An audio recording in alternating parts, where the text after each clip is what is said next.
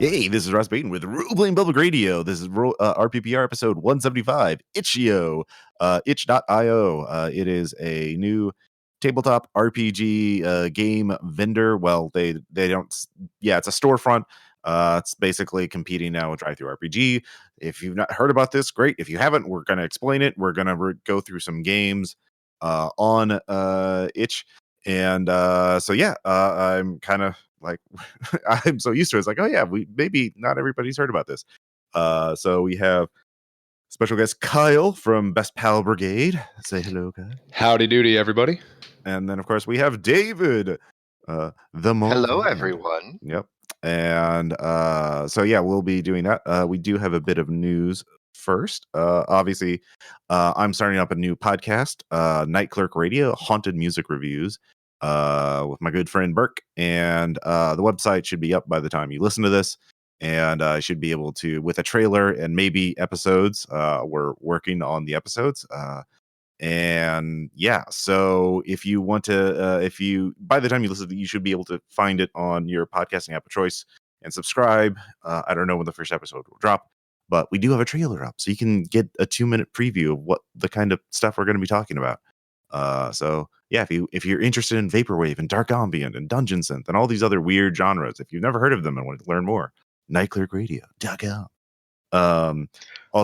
Also, I'm just floored that you've got yet another podcast, Ross. How do you find all of the time? Poorly. I am making questionable life decisions at this point, but it's fine. I really like vaporwave, guys. So we also have also, if you missed our special offer on the RPPR Patreon for RPPR B-Sides Volume 5 gaming games, you can buy it now on our Gumroad storefront, which I'll put a link in the show notes. It's $25. It has 20 episodes of Red Markets, Delta Green, plus playtest of games that are in development, including Caleb's Slingstone, which is his superhero slaying game, powered by the same system as Upwind. There's Sean has a game called Derail in it. People have been talking about it on our Discord, and they really like what they've listened to so far. So if you missed it, this B-Sides is available now for a mere $25, and this is going to be we're not going to do another B-Sides for like 2 years. Like it's going to be it takes a while to generate the B-Sides because I do record too many podcasts perhaps, but yeah, it takes a while to generate that many B-Sides. But anyways, do you think it might be because we're actually getting better at this and our content is improving, or is it just I'm getting lazier?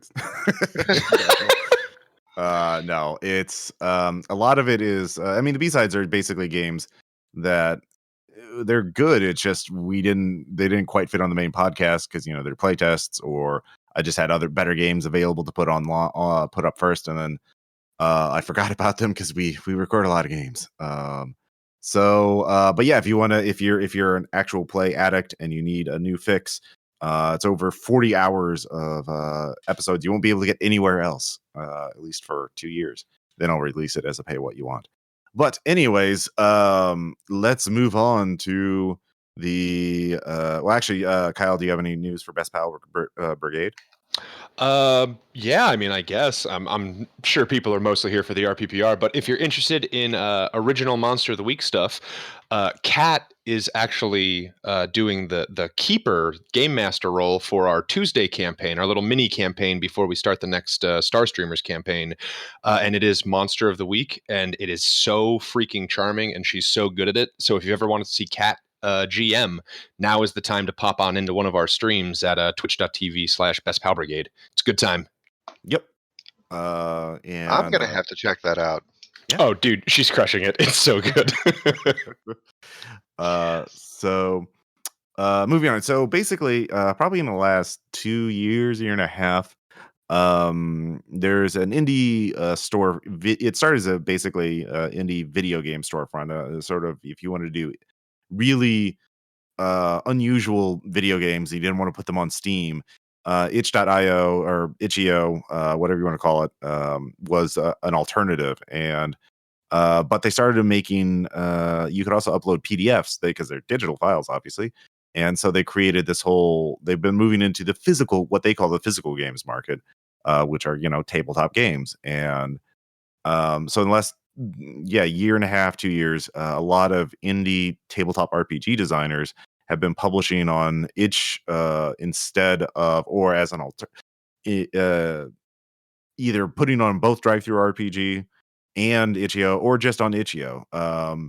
And you're seeing a lot of experimentation. This sort of coincides, at least to me, the whole rise within the last 2 years, also of the zine movement, which has been, of course, heavily lionized by Kickstarter, because they do Zine Quest for the last 2 years now. In February, where they encourage people to create little zines and smaller Kickstarters. And yeah, but you see a lot of interesting games like one-page RPGs, supplements for smaller games that are very, bite-sized. We're also starting to see larger publishers like sort of enter into the foray. Like Itch.io is actually, for a long time, I always kind of complained, because it's very much on the record. Pretty much anyone who's ever talked to me knows that I'm not a fan of One Bookshelf or DrivethruRPG in general. I feel like they have quite the stranglehold on the market. I think it's very, very bad for creators. But not only is DrivethruRPG starting to be scared of Itch.io, like back in December, they released like a statement that was like, you have to release things on DrivethruRPG same day, and also it has to be the same price as wherever you sell it anywhere else. Like, OBS is really starting to get kind of shook up by all of this, because like certain really, really good files are being sold cheaper on Itch.io than they are on DrivethruRPG, because Itch.io takes a substantially smaller cut than DrivethruRPG's absolutely ludicrous 30%. But like even now, it's wild. Yeah, so like you can get iHunt, which is an excellent Fate game by Olivia Hill.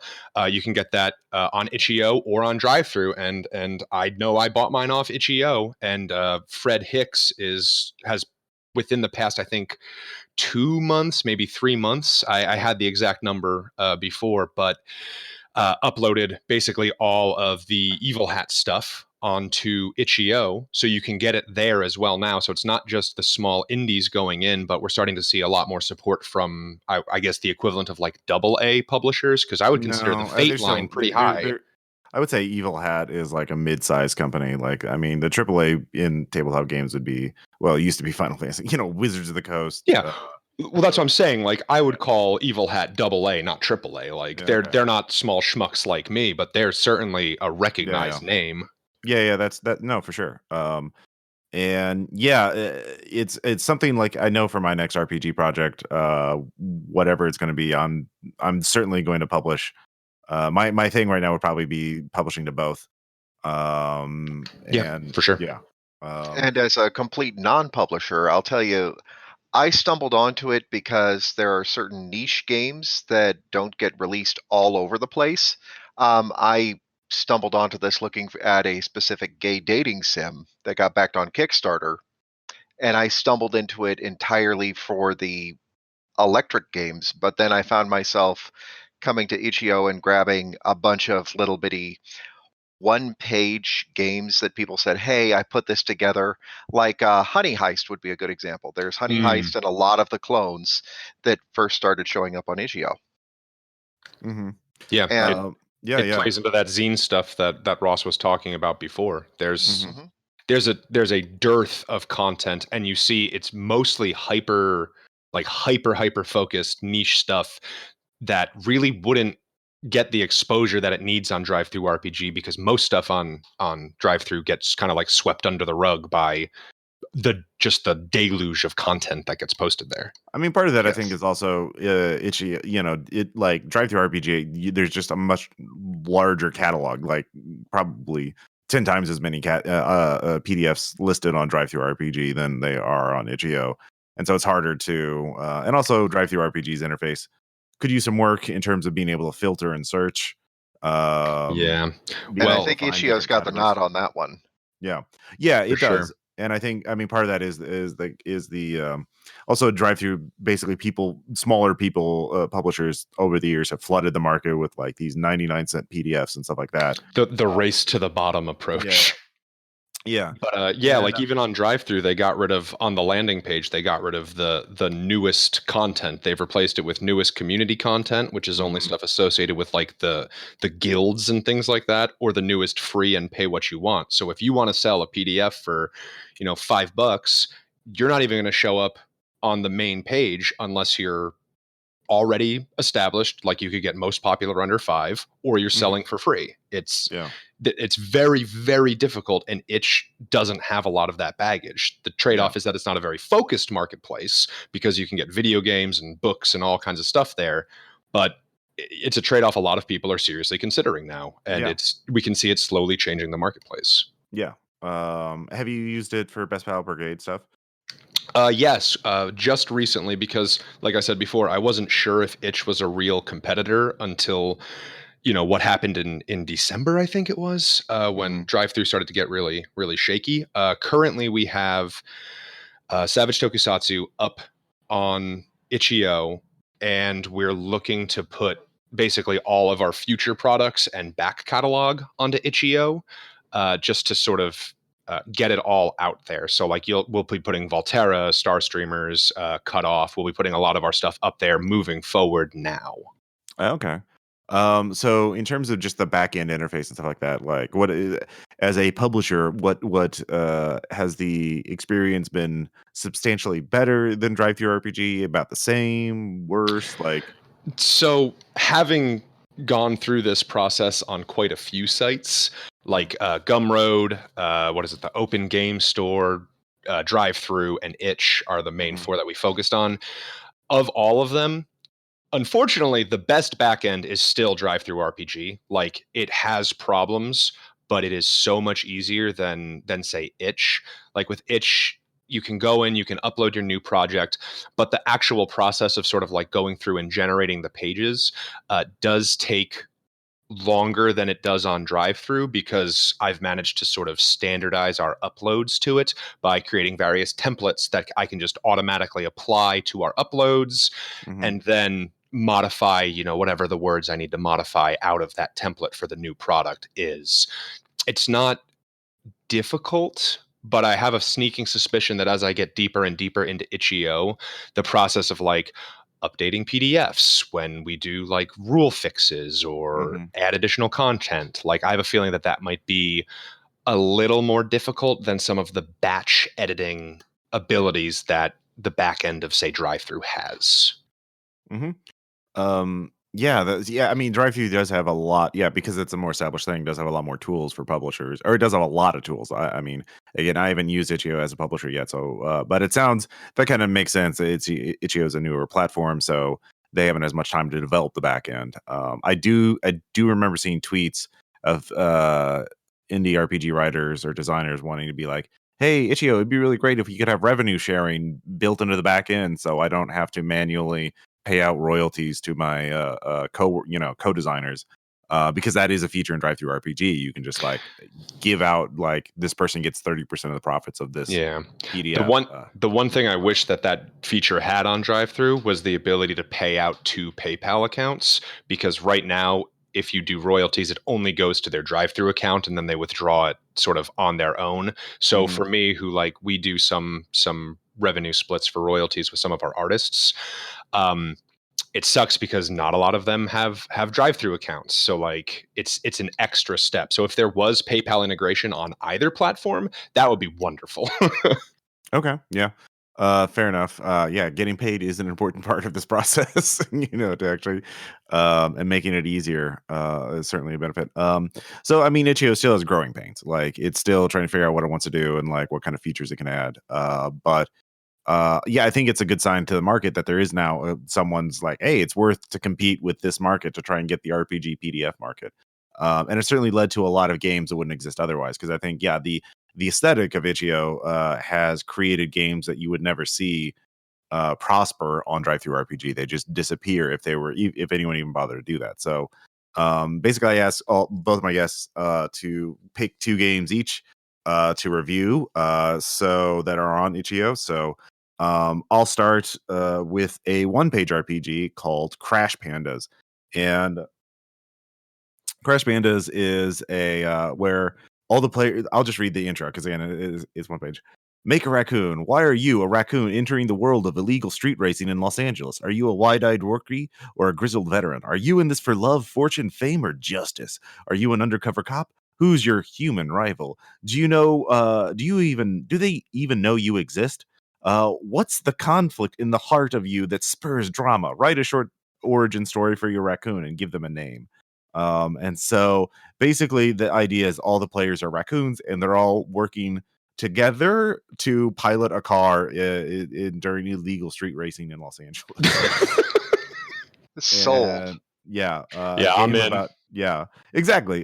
This is from Grant Howitt, and it's a game about street racing raccoons. And what I like is that it has a very simple character creation system. Obviously, the entire game is on one page, but the idea is whenever you get to actual street racing, every player picks one of 6 actions: brake, turn left, right, use an item, accelerate, or do some other action. And they put that like, one is brake, and so everyone would take a die and secretly pick a number on that die and hide the die, and then we'd reveal at the same time. So all these raccoons are moving around the car doing different things. And so like you don't get to coordinate, like, I'm going to do this, I'm going to do this. Everyone just chooses. The GM just says, all right, you're about to hit this turn, and the car you're racing is about to overtake you. Everyone pick your action, and then we just process it all at the same time. And yeah, there's absolutely no conferring. So that's bold and underlined. And It sounds chaotic, and I'm yeah. 100% here for it. It's really great. I want to do this with RPPR on a night when we have leftover drinks. Like, oh yeah. This sounds like a game to put the beers Mhm. on the table and go, all right, roll the Mhm. die, drink the beer. Let's see where this goes. Exactly. No, this is very much in the same lines of Honey Heist, which was became kind of viral on the social media, on the Twitter, a while back. We did actually, Caleb actually ran a game of that, which is on RPPR B-Sides Volume 5. Grandpa, did you just call it the Twitter? Yes, I did. You absolute fucking boomer. Hello, fellow youths. What's up, kids? I love Motorhead. So yes, on the Twitter. So there's an equipment the thing is, I like it is there's an economy of action and system. Like it's enough to get a game going. If you're obviously they have it's you have to improvise everything. There's no they have like one column on the right side is your equipment table, which could be a duct tape, a dog mask, fake ID, a police siren, a lit cigar, and so etc. And then of course the GM advice in the bottom right is never have an NPC question the whole raccoon thing. Play it completely straight. And that's it. And so it like for one page, pay what you want. Like this will entertain you all for an hour or so at least and have a memorable game. So I mean I quite like this idea. I definitely need to do some one page games myself. I've experimented a little bit in the past on the Patreon, but I haven't gotten it down to one page yet. So Micro RPGs are so hard. yeah. They're so hard to design when you think they wouldn't be. Exactly, because this is a silly premise, but it actually has an interesting game mechanic of this idea of you're all piloting a vehicle together, but you can't confer. So the idea is like what kind of chaos when this car is turning left and right and accelerating, and someone's shooting a gun out the window or whatever. It does explicitly say raccoons can never die. They don't take serious damage ever. And so yeah, Much like real raccoons. well, yeah, so it's very much, it emphasizes comedic light tone, and yeah, it's a fun little game, and I definitely want to try it. I'm probably going to bring with me, because it's one page, I'm going to bring with me to Australia to see if I can inflict it on some people at some point. I don't know, but yeah, that's my first game. David, what is your first game? Well, I'm going to take a slightly more serious note here. Mhm. I pulled up Beneath Cursed Moon, which is by one of our RPPR fans, Carius. Mhm. And it is a powered by the apocalypse, somewhat Castlevania-ish game. Like Castlevania is definitely listed amongst the influences here. I'm I was looking at the playbooks, which are Champion, Changeling, Dreamer, Fiend, Hunter, Necromancer, Scholar, Scoundrel, Vampire, Warlock, and Werewolf. Basically, you are a monster who hunts other monsters, and yeah, it's beautiful. It's a very well put together product. I absolutely love that the magic system says that there are no good magics. Like every single one of the magic types that you can run into in this game have a downside. Um, Mhm. so, for instance, on the let's just go for the Dreamer because I figure Dreamer really fits for RPPR's aesthetic. The Dreamer is somebody who got a little bit too close to things man weren't meant to know, like Cthulhu-ish things man weren't meant to know. And every time that they fall asleep, they have they basically have the ability of being an astral sorcerer. You know all astral combat sorcery, and if you want to cast an Mhm. astral ritual sorcery, you know it, and you don't need to find it written down anywhere, but you're also touched by another world. So you have a mutation, and every 3 advanced abilities you pick up, you choose another one, like seeing in total darkness, having no need to sleep, being able to eat any organic material, no matter how spoiled, rotten, or poisoned. But some of those advanced abilities have that lovely cost with them. Like every time you use Commune, you can focus on an object instead of an aura. There's the Lure of the Moon, Misguided Dreams. But yeah, Misguided Dreams is the one that just really latched onto me for this one. You can enter a trance, slip into the dreams of someone else whom you have a clear mental image of, and on a 6 or below, that person has a dream about you and starts growing suspicious. Like, Mm. I started dreaming about you and you had tentacles coming out of your face. Oh, You kept it's a coincidence. you kept telling me to kill my whole family. That's kind of weird, right? Yeah. Weird. Yeah. Yeah, let's see. Twisted flesh, your body seethes with twisted growths underneath the surface. You Mhm. gain 1 armor against physical blows, but it's ignored by any weapon that's flaming or any other sort of damage. So basically, you pick the one that doesn't work. But the downside of that one, when you get hit by an attack, you're obviously not human because nobody should have been able to take a hit like that. And by the way, isn't your spleen supposed to be there? No, I moved it. There you go. So, Yeah. Is um, this is powered by the apocalypse, isn't it? yeah, yes, this is Yeah. powered by the apocalypse. It's so Um, sharp. Like Mhm. I flipped through it too this morning. It's so good. They did a great job. Yeah. oh, they did. They really did. One thing that is a little bit different about this one versus other PBTA games, a lot of the original stats are already set the second that you pick up the playbook. So, um, like the Dreamer, which I'm using as the example, Mhm. um, you have a blank space on battle, poke around and hunt, interview and convince, and daring action, and you could assign 2+1s and 2+0s to those moves. But your knowledge is already set at a +2. Your astral sorcery is already set at a +3. Resist dark magic is at a +2, and sorcery is at a +1. So some of the moves are going to be set because no, if you're playing a werewolf, obviously you know how to swing an axe. Sure, sure. You know, Yeah. and it It's a takes away from the versatility a little bit.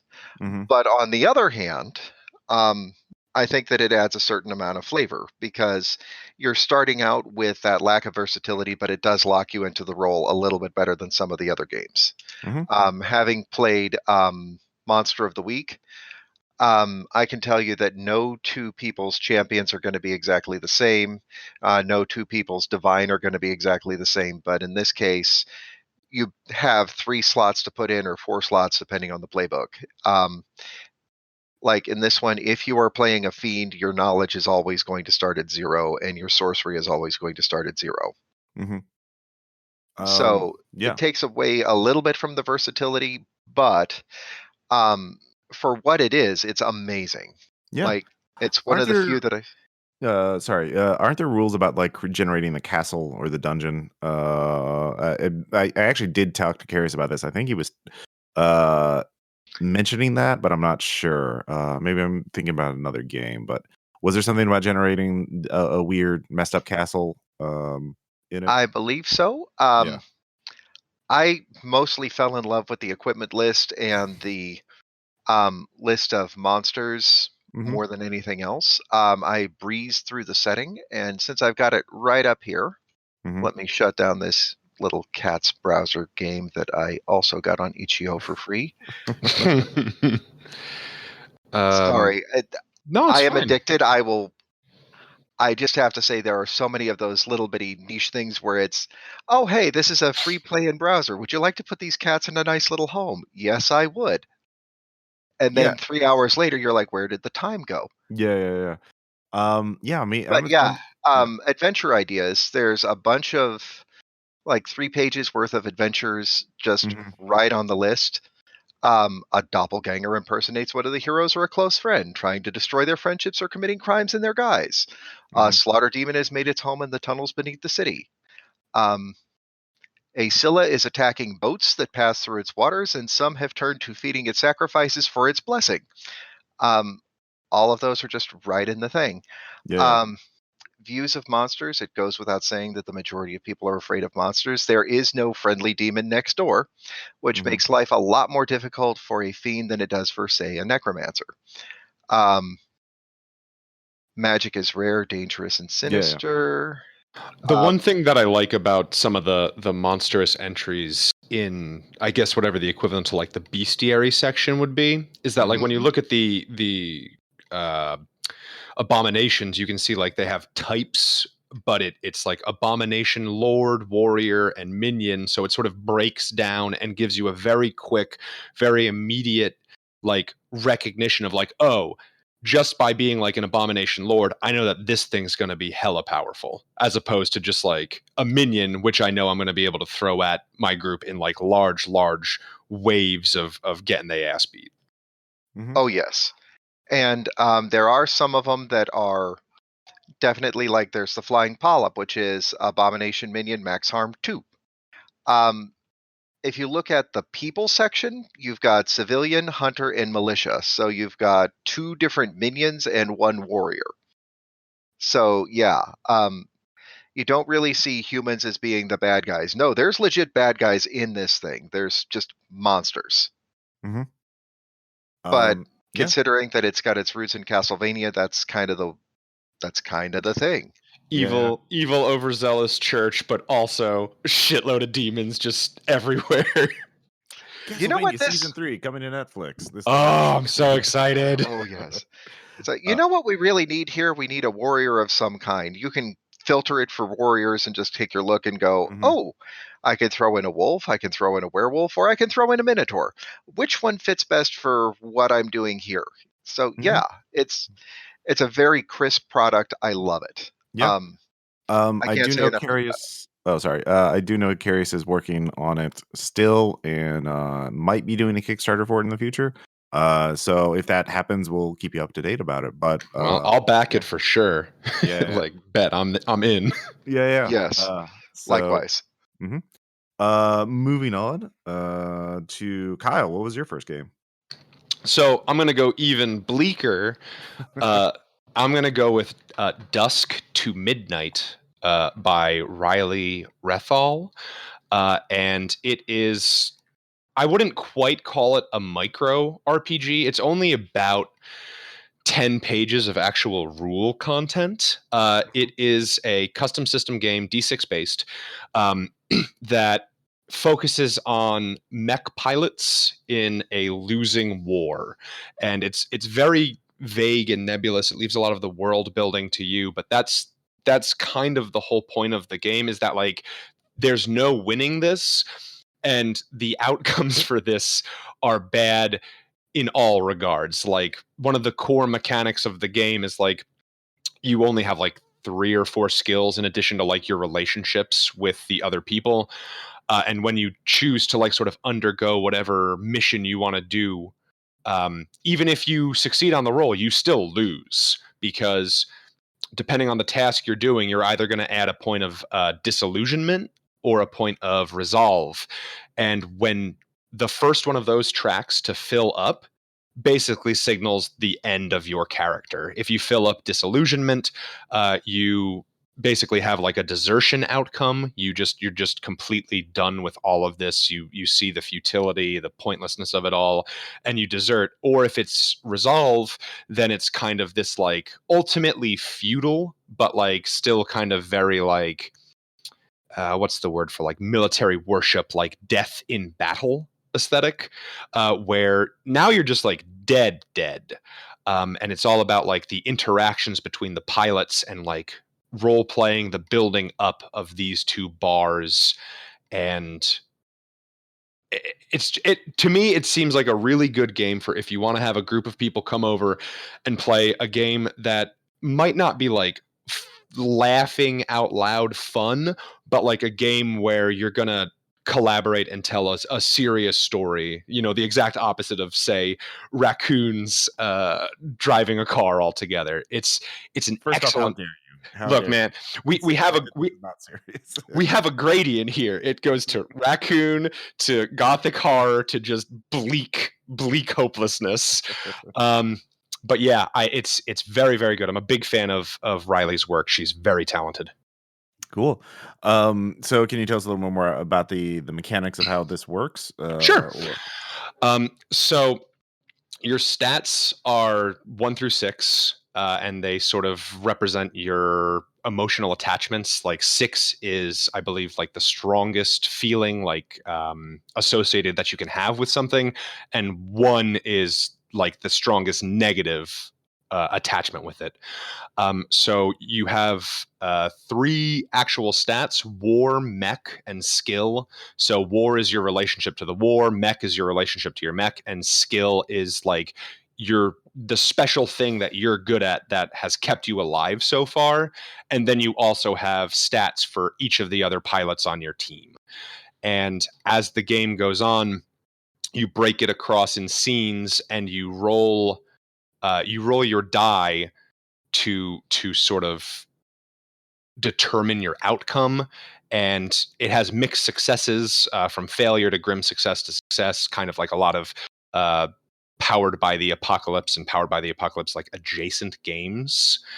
And then you sort of move from there. You take your moves like attack the enemy, be a figurehead, work with your mech, fraternize, train your skill, like all of that sort of stuff. And then it just sort of goes from there until everyone is either dead or deserted. Wow. Actually, I am really intrigued by this. I want I want to play all of these games so far. Have you tried this game actually? So we haven't had a chance to actually sit down and play it yet. Mhm. We are planning on it because you will see that I'm kind of on a mecha kick right now. Oh yeah. I've been bitten by it again, and so my next game is also mecha related. But this is definitely one that I think I'd like to sit down and play, maybe off stream, just to sort of Mhm. like see how it actually flows and Oh yeah. how it works. But like just from the read along, I think with the right group, this could really be like one of the most interesting collaborative storytelling games. Yeah, no, I really like. I mean, yeah, I think one thing we're seeing with all these games is that they're very focused on a particular story experience. They're not like trying to be the toolkit. Here's a way to run a game in this genre, whatever type. It's like we're telling you one very laser focused type of story. And whether it's very silly or it's basically Castlevania with the serial numbers not filed off, or Gundam Iron Circus probably, or whatever, the one with the child soldiers. Iron blooded You're going to have to be orphans. more specific than that. Actually, yeah, that's true. That's fair. It's all of them. Yeah, all right, fair enough. The sad parts of Gundam, which is most of it, I don't know. I'll take your word for it. So yeah, that I really do like this in general. So yeah, is it a pay what you want, or do you have to? Is it free or what? It is a paid game, I believe. Let me just double check. But yeah, all of Riley's stuff is it's $7. There were community copies, but it looks like they've all been claimed right now. Mhm. Um, but for $7, like if you have financial stability, I really would recommend it because it does kind of slap. Yeah, I think Beneath the Cursed Moon is also pay what you want. At least It the current is. version. Yeah, yeah. Yeah. Yeah. But that's another actually thing that I wanted to touch on about the strength of itch.io. They have community copies, which is basically a thing where a creator can choose to say, like, I haven't explored that much of the actual back end, but from my current understanding, it's like a backer or a creator could say, okay, so for like every X amount of copies sold or like a 1-to-1 ratio, we make this many community copies freely available. Or a creator can just be like, okay, so we're going to make like 15 community copies available, and then the other ones will be purchasable. But so like you can sort of do this thing where you're able to still make your money from people who are in a position that they can spend money on your work that you deserve, money for, but you can still support people that might not be in that same position. I think it's an excellent system. Yeah, I like it. Yeah, it's certainly helping bringing games to people who can't afford them otherwise. That's a noble endeavor, I think. So moving on. Yeah, my second game is actually to be fair, I found out about this game on Kickstarter, but it is available on itch. Certainly fits the itch.io aesthetic. This was actually from last year's Zine Quest, and I got my copy. It's called Dead Halt.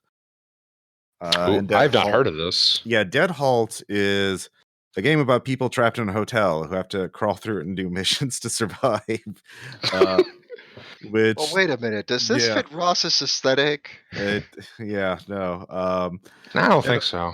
It's players they'll create maintenance crew members to explore and complete jobs within a megalithic hotel. So this is I actually bought the print. This was a zine game. I actually backed the Kickstarter to get the zine version of it, which is a very nice zine, but you can also get it now on itch.io. And so the idea is it's sort of an open-ended like universe multiverse kind of premise, so not quite Rick and Morty, but like you can be humans or you could be goblins or rat folk or basically robot type people.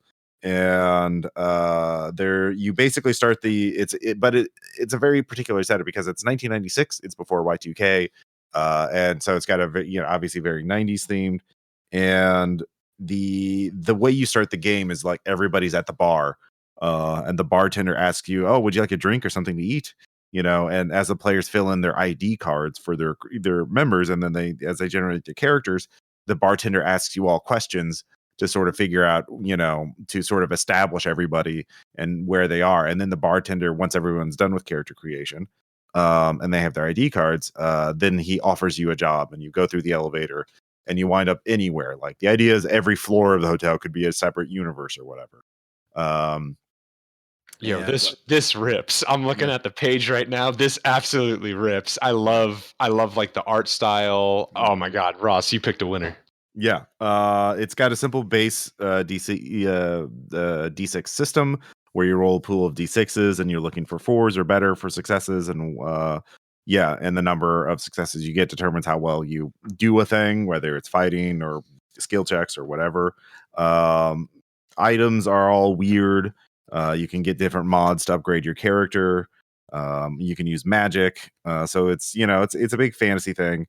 There's a interesting chart for buying different things for gold. So everything from rabbit's feet to soul necklaces and be kind rewinders. Does this game have a gotcha machine? I'm looking at the gear thing. They have a gotcha and I'm so here for this. Yeah, exactly. So you just randomly you spend your gold and you make a roll on a 3d6 table to see what you get. But you can also find mods in the things that are basically cybernetics. It's got a cool Wait, little you can find cybernetics in the gotcha machine?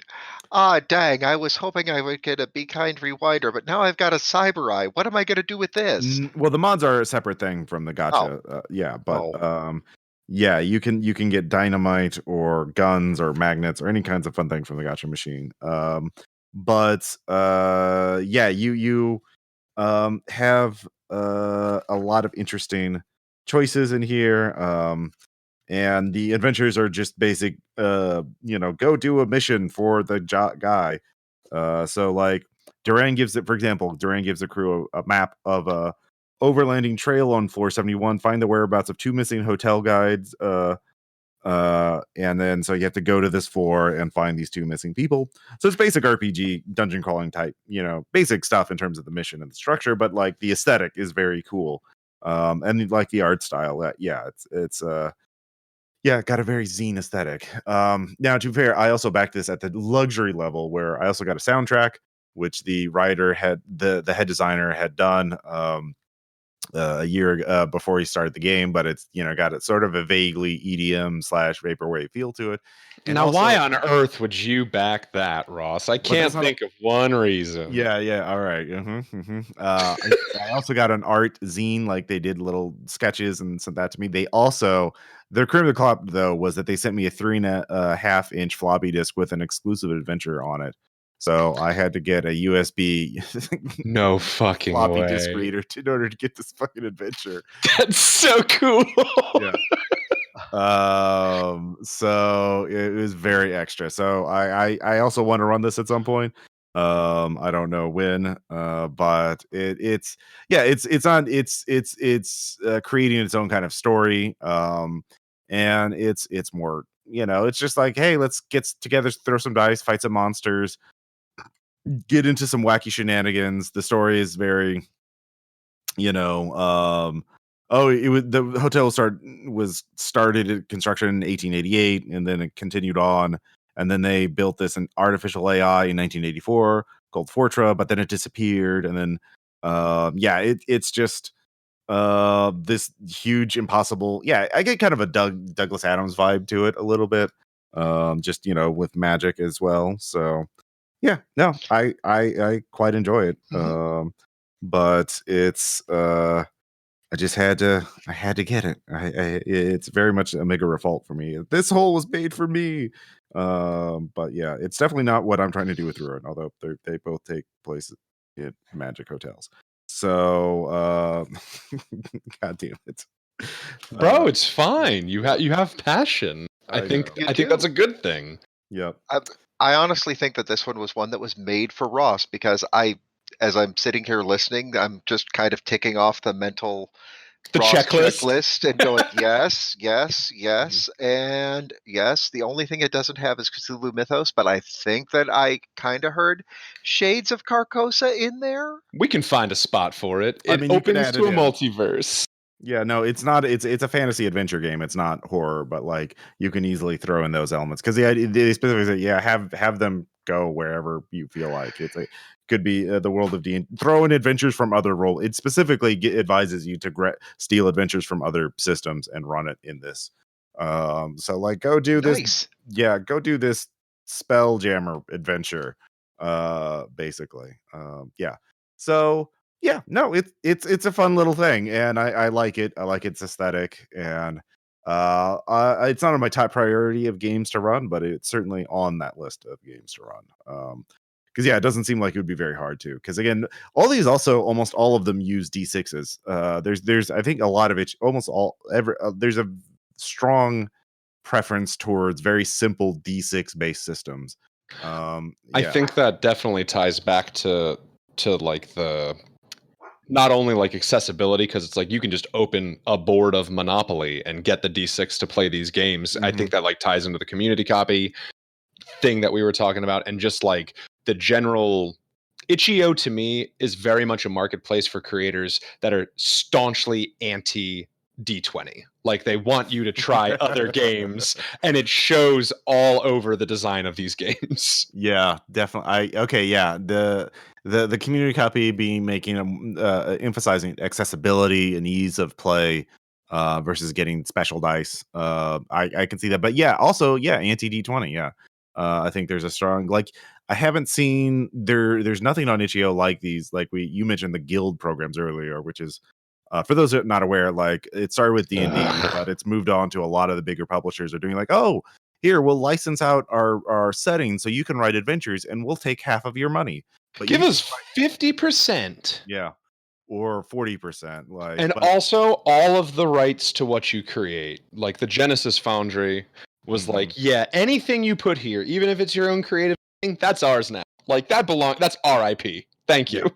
Because it's like, well, but on the other hand, you can make money by publishing official not official, but like using Forgotten Realms material Ugh. because or Vampire, or there's just a dozen different systems doing that now. Man, if you want to do a whole episode about like the hazards presented to the industry by Mhm. like the guild programs, count me in, because this is something that I've researched a lot and have a lot of words to say, but don't want to derail the episode Oh, about. sure.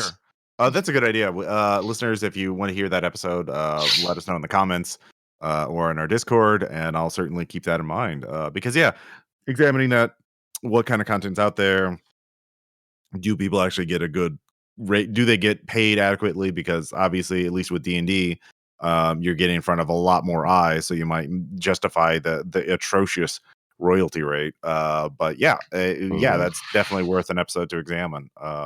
But moving on, Also, David, what yes. is your second game? Well, it's not a second game as much as it is a second part to an existing game. I found myself looking at different playbooks for Masks, which is a lovely game by Magpie Games about a hero team coming together. You basically play teenage superheroes. And somebody put out a playbook for the Flux. Um, this is one that just really, really called to me, just because as I started to get into it, I started to see that somebody basically took body dysphoria, which is experienced a lot by the transgender community, and basically weaponized it in terms of a superhero. I thought that it would really fit with Masks because of the fact that you don't have any specific powers like most superheroes do. Yours change over the course of the day because every time somebody views you differently, you will your powers will shift and you'll have something entirely different. You have two aspects, one of which that is always locked into place, whether it's your pronouns, your name, your costume, or your body, and one of them always changes whenever you access your powers. So one of those will always shift, and when it does, you go from being able to, say, have telekinesis to now I'm invulnerable. I went from invulnerable to elemental control because I changed my costume just the right way. It's I think that it's a very nice playbook. It's really something that fits into the theme of Masks and the whole, when you're a young hero, there's a certain amount of self-discovery that kind of goes with that. You learn where are your lines. Like Batman has been around for ages. And pick a Robin, any Robin, they're going to hit a point where they're going to go, no, that's Batman's line. Mine is over here. I'm less likely to beat somebody up just to get information out of them when I can actually talk, which is a big theme of Masks. In this particular case, it's self-discovery weaponized, which I absolutely love. Having played a couple of Masks campaigns, I thought that this is one of the ones that this is a niche that just wasn't filled in the original book, and it's a very nice, crisp layout. I love it. Cool. Is this also pay what you want, or is it This is also pay what you want. okay? It's 2 pages because it is just a playbook, but one of the things that just kind of jumps out at me on it is they added an extra line of condition, because most of the young heroes don't die no matter what. If you fail a roll, you're going to have to mark a condition. So everybody has afraid or angry, guilty, hopeless, and insecure. But this one has dysphoric, which is a really awful condition because all of the others have a -2 to a thing. And this one is shift down all 10 plus involving using your powers. So, Hmm. Yeah, yeah, um, you just can't do anything right when you've yeah, got the dysphoric kicking in. yeah. And to clear it, you have to drastically change something obvious about yourself. Hmm. So Uh, it's it feels like it's going to be a hard playbook to play, which is kind of the point. Yeah. Do you feel that it's like respectful of this sort of thing? I The do. playbook? I really do, because just to get right into it, every character, when you mark all of your potential and you advance, one of the big things that you can do is you can unlock your moment of truth. And in this particular book, the moment of truth is where you get to call upon all of the conflicting and contradictory pieces of who you are and embrace all of the you at once. And when you do, and robe yourself in this emporia, you are, or euphoria, you are thoroughly, thoroughly empowered. You have full access to all of your aspects and all of the powers that you have used at any point in time for just one shining moment of achievement. So the big moment of truth for the character is taking all of the pieces and making them all work at once. And at that moment, you are the strongest hero in the setting. So Mhm. I think it's beautiful. I think it works. I kind of want to see how it goes in play. Um, I've been sitting and looking at it for a couple of days now, just trying to figure out when is the next time that we're going to play Masks, and who do I want to hand this book to and say, hey, do you think you can do this one justice? Mhm. Yeah. Cool. Um, is I this mean, so? Yeah, was this done by the same person who did Mask? Do you know? If you want to look it up, we and get back.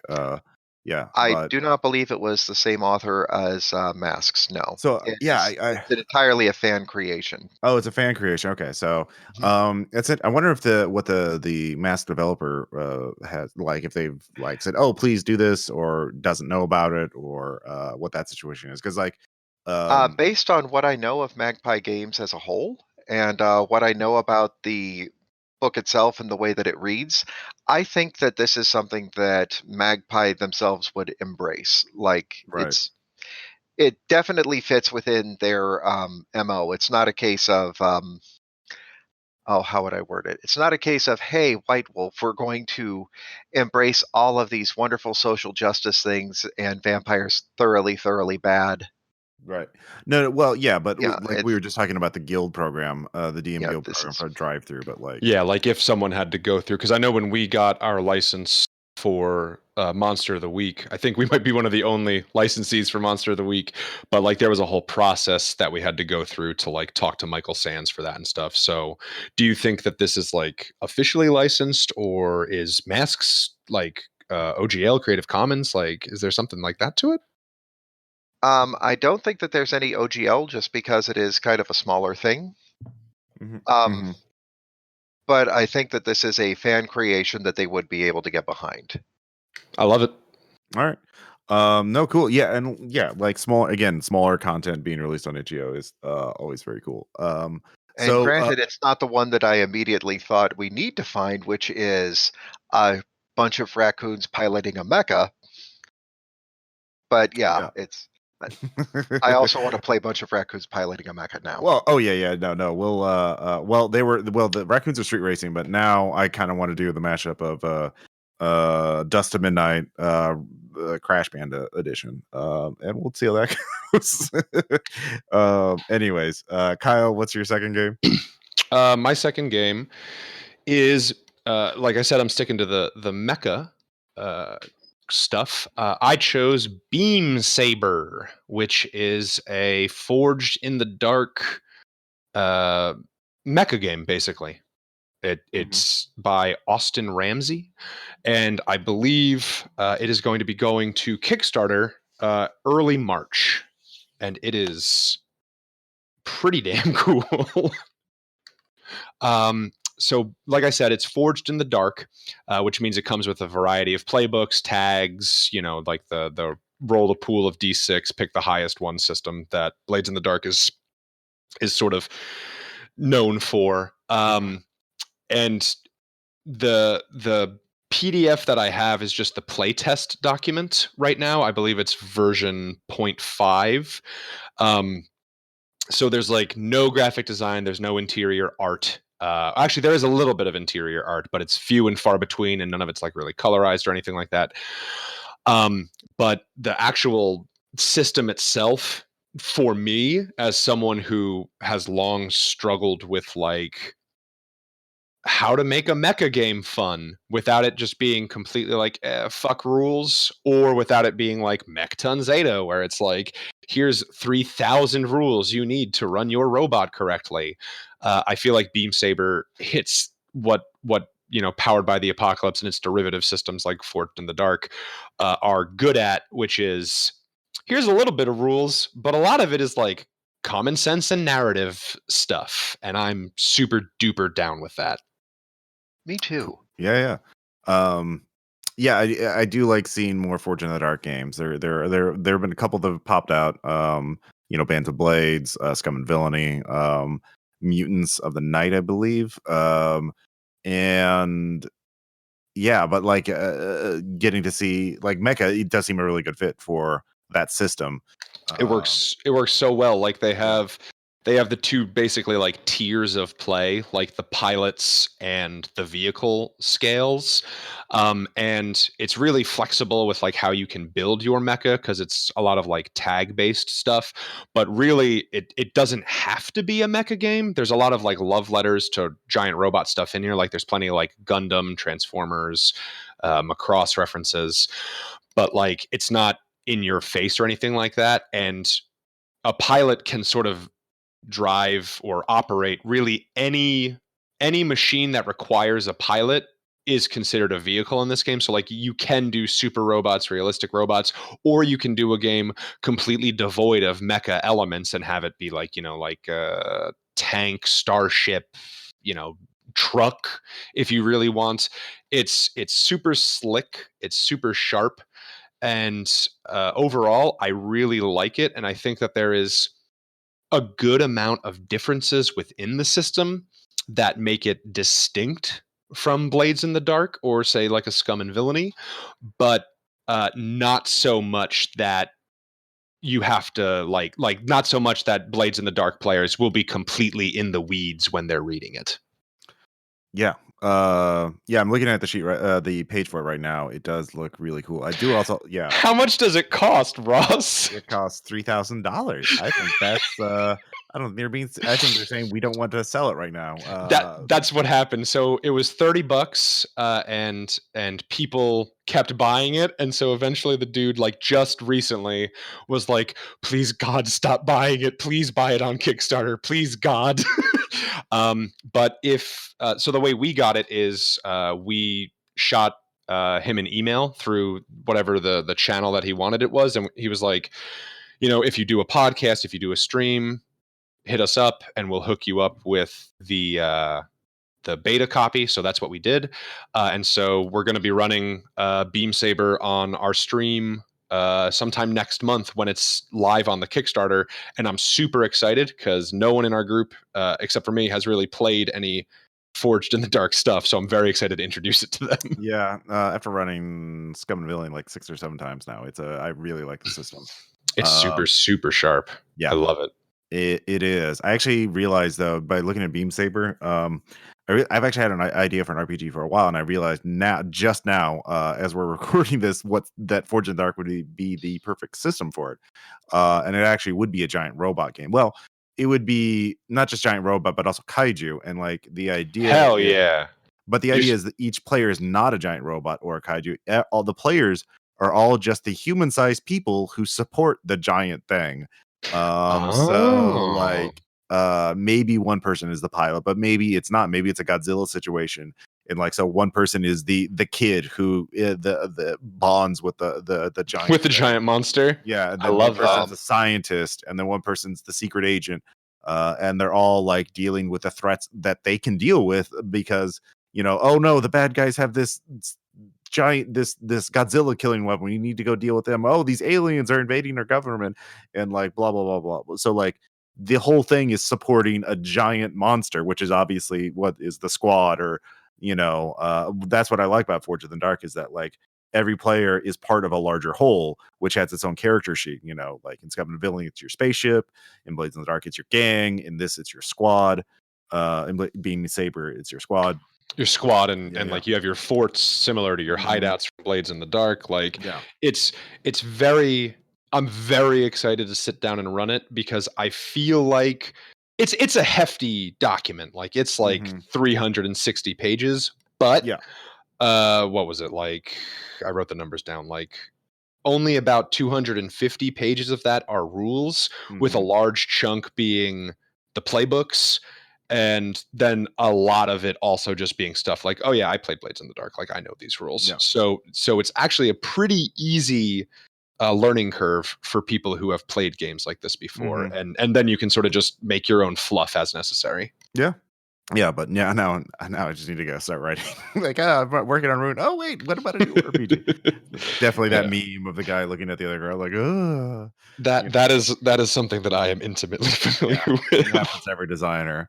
That idea you've been working on for 5 years versus the idea you had just now. Oh my god. Yep, the struggle is real. But I think that So in conclusion, itch.io is a land of contrasts. It is very interesting, and these are just a small sample of the hundreds or thousands of games on there in the physical games category, and new stuff is being uploaded every day.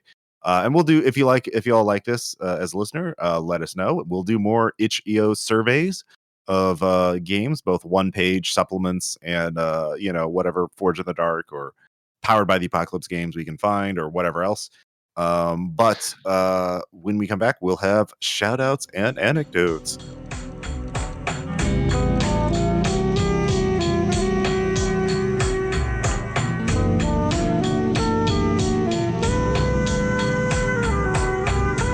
And we're back. I don't know what Vaporwave I'll put on there, but I'm definitely putting Vaporwave on there. It sounded very vaporwavy, Ross. Yes, I was really feeling it. Yeah, you did good. Definitely, you did good. You definitely heard. I've already chosen the music. I don't choose it in post production at all. It definitely wasn't a 3-second pause. Yeah. All right. We actually don't have an anecdote this month because I've been so busy recording stuff, and I don't want to spoil games that I'm about to post to the RPPR. So we'll have some in the future, but we do have a bunch of shout outs. First off is Pop Team Epic, which is an anime series. It's on Netflix. I just want to let people know it's on Netflix. Is it on Netflix now? It is. Yes. Oh no. Glorious HD. It's each episode's like 12 minutes long. It's just a giant shitpost of anime tropes and stupid gags and jokes. I love it. It's beautiful. You don't need to know anything. Well, if you know anime tropes, and even if you don't, just watch it. Just fucking watch it. It is glorious. It is quite glorious. It's pretty damn funny. But you both have been watching another series on Netflix, and David We Green's have. novel as well. Ooh, we have. Yeah. Oh yes. So there's this little series that came out a while ago called Lock and Key. And I stumbled across it at our local Friends of the Library book sale, where the local library, in an effort to raise money, they will take some of their older books that they can't really keep on the shelves, and they just basically sell them for cheap. You can go in and get paperbacks for 50 cents, hardcovers for $1. If it's a book that's in slightly better condition, like they bought a crap ton of the latest Stephen King when it came out, and now they only really need to keep 2 on the shelves, you can pay like $3 and get one of those. I stumbled across volumes 1, 2, 4, and it was 1, 2, 4, and one other for Lock and Key, and they've just been sitting on my shelf. I read through them, really enjoyed them, found the missing volumes online, and now that it's come out as a Netflix show, yes, it's on Netflix too, Ross. I've been sitting and reading my way through the graphic novel while watching the show, trying to see just how much it matches up. How much does it match up? I would say about 80%. Oh wow. Yeah. There's quite a few things that they can't do as well, and some things that were a little bit problematic that they don't do as much. Like one of the major plot points in the beginning is the whole fact that the family is relocating all the way to Key Manor, the Locke family, due to the fact that the father was shot by one of his students. He was a school teacher, and it was a friend of the oldest son. Now, in the novel, in the graphic novel, you see the shooting very, very much so. In the show, you see the aftermath. They kind of move away from that, almost as if we've had a lot of really crazy shootings in recent history or something. I know, shocker. But at Yeah. the time, it was shocking for the sake of the comic, and I think it was well done in the comic, but it's something that we don't necessarily need to see in the show. There's other bits to it as well. For instance, one of the keys, because the whole premise of it is that there is a house that is full of doors and full of magical keys that will do different things. And so some of the keys we don't see as how do I word it? We don't see them as graphically done as they would be. Like there's one that you can stick into the back of your head and turn it and take the top of your head off to filter memories out. And you don't see it quite as visually in the show as you do in the comic, but that's also I think that's more of a medium thing. Like the medium doesn't reflect it as well between what we can draw on paper versus what we can have actual actors do.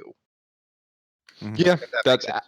adaptation is always a thing. I've been enjoying it. Like it has like a very uh low key magic aesthetic that I sort of am into.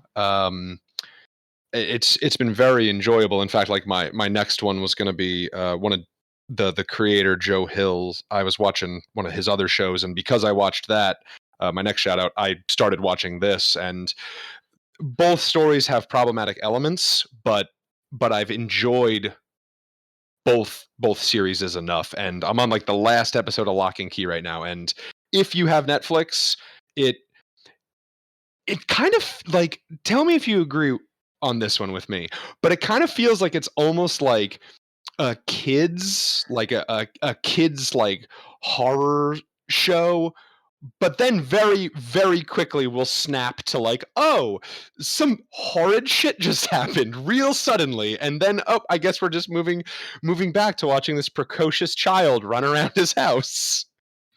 Yeah, that tracks out. Yes, Yeah. and It has I, some aesthetics. Yeah. it does, and has to be said too. I agree with you that there are a lot of problematic elements, but I don't think that any of them are in there just for the sheer sake of we need to put this problematic element in. Like every one of them that's in there is well done. It's how do I say it? That it's not a case of we're going to get this guy shot just for the sake of drama. We're not going to do this because we need ratings for this particular episode. Every single problematic element we run into is in there for a specific reason. Yeah. No, I haven't watched the Netflix adaptation myself, but I have read the graphic novel or a good chunk of it. So I'm definitely interested in watching the show. And with your recommendation, I'm even more so interested. So if I get time, I will.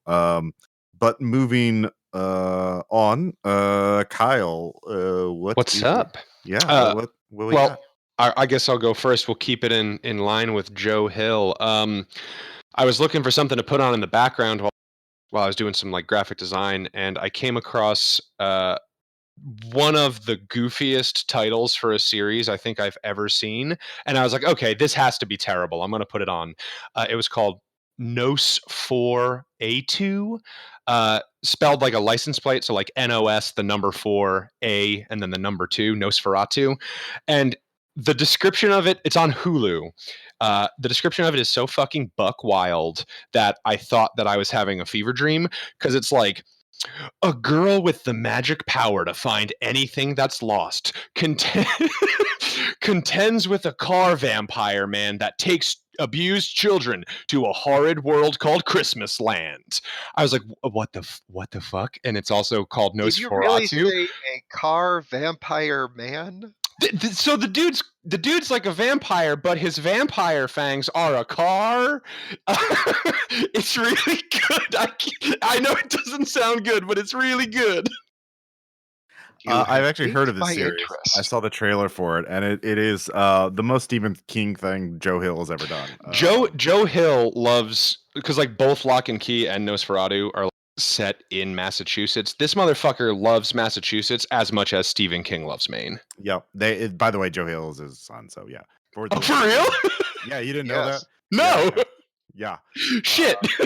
See, Lock and Key is not a Stephen King thing because it's like but like if at least from the graphic novel, but the fucking Nosferatu sounded 100% like a Stephen King novel premise. Like, It's so weird, but like yeah, it has a Not only does it very sound like appealing magic system. yeah, Yeah, not only does it sound Stephen King, it sounds like old Stephen King, like on drugs Stephen King. yeah, exactly. Yeah, I'd no, recommend it. It's on Netflix. It's like 10 episodes. It's I think it runs on AMC. Check it out. Yeah. yeah. Next up, actually, I'll give a shout out to something that Kyle's in. Mhm. Our PAX South 2020 raillery video game special where we played Fuck. Xbox indie games. By the time you listen to this will be on YouTube. And basically, for a while, at least part one will be. We played really dumb video games that our friend got on his Xbox, his Xbone, and we were They were drinking. terrible. It was so bad. They were amazing. They were art, Kyle. How dare you? Ross, you were very, very drunk. I feel like your memory might be hazy. Well, I have the video record now, and they still look amazing to me. I Snip, snip, motherfucker. snip, Ross. Snip, snip. So yeah, that was excellent. Yeah, David. Do you have any? Yeah, you had another shout out. Well, kind of, sort of. I just wanted to say that um, thank you to all of the fans who have been with me throughout all of 2019 and the really shit year that it was. And I've got a shout out to this lovely little convention. Perhaps you've heard of it, the Best 4 Days in Gaming. And I am actually going to be able to attend again this year. So I am looking forward to hanging out with everyone that I possibly can. And because you all know that I have that lovely insomnia, I will not sleep. So, early birds, night owls, I'm going to be hanging with all of you. And I am thoroughly looking forward to it, even though it's only February. So, yeah, we all awesome. That's great news, man. Nice. So, Kyle, do you have another shout out? Yeah, I'll keep mine quick. On Netflix, if you want to check out a very fun, pretty cute animated series that's like sort of post-apocalyptic fantasy-ish, check out Kippo and the Age of Wonder Beasts. It's really, really good. I think it might be the person who did Demonia, but I might be wrong on that front. But it's very, very good. It's about a girl from like an underground burrow who gets stranded above ground in this like overrun, highly mutated world. It's very, very fun and sweet to watch. And yeah, Kat and I watched it, sort of binged all the way through it, and I really enjoyed it. Nice. I like it. So I have one more shout out. False Knees, which is a webcomic about birds. And it's not it's a 4-panel gag strip, but it's very nicely drawn. They're very pretty birds. And they say and do silly things. And if you like birds, and if you like funny things, it's funny. Here, I'll just post a link here so you two can take a look at it. But yeah, it's yeah. I like it. oh, that's Oh, wow. adorable. I actually really like the art style. Oh yeah, no, they're very well drawn birds. They're excellent birds, Kyle. It's like a nice kind of almost like watercolory, but with like hard outlines. It's really cool. Yeah, but Okay, that just puts me in mind of there's a game that we played. It was a board game. Oh, dang it. Now I'm going to have to find it. Are you talking about Wingspan? Yes, that one. Yeah, we talked about it on the podcast before. It's a very excellent. It's the best bird based board game out there. But Falsey is also the origin of that meme where there's a smaller bird singing, then the crow comes in and shouts him. And Oh shit! Yeah, you're yeah. definitely right. This is that style. Yep. It's somewhere in there. But anyways, these are silly birds. They do silly things, and I like it. So, any other shout outs for either? Since we're on a Netflix jag, I just wanted to point out that a really cute anime has made its way there. Are you guys familiar with Cells at Work? Yep. I am. Yeah. Yeah, the first season is now on Netflix, and I'm waiting for them to put out another one if there isn't one. But I know All that right. the manga keeps on going. So All right. Yeah. If you want to see Cute some series. cells at work, that's it. That's the premise. They're anthropomorphized, but they're cells in your body doing work. and the platelets are just Yep. the platelets are made of cute guys. You got to see Yep. the chest for the platelets alone. Well, there you go. Ooh. But yeah, I think that's enough shout outs for this episode. Thank you all for listening. I am at Ross Payton on Twitter. Kyle, how can people find you on the social medias? I am primarily the one on at how the fuck have I forgotten what our goddamn Twitter is? Oh yeah, who's the boomer now? Look, I'm young. I don't care about things. That's what makes me cool. At BPB Games, Facebook.com/BPB Games. If you want to come and hang out with us, we're trying to stream a lot more. Sometimes tabletop, sometimes not. We played The Quiet Year with people on Friday over the stream, and viewers got to participate in it. We made just the worst setting I would never want to live in. I loved it. It was so much fun. That's twitch.tv/best Pal Brigade, one word. Yeah, it's really cool. We hope to see some of y'all soon. Nice. David, you got anything to plug in terms of your social media or anything like that? I don't really do as much of the social media thing. You guys can find me easy enough. I'm the only David Dobelman out there, I think. Well, But you're on just the look at the RPPR purple Discord one. though, so yeah. Oh yes, look for me as the mauve hand. Yeah. So if you want to ask David questions or join the RPPR Patreon so you can join our Discord, we've got a great chat there and a great community. So yeah, that's something. Oh, it's huge and it's wonderful. Yep. Anyways, thank you all for listening to this episode. This has been episode 175, Itch.io. And yeah, we'll talk to you next time. Bye.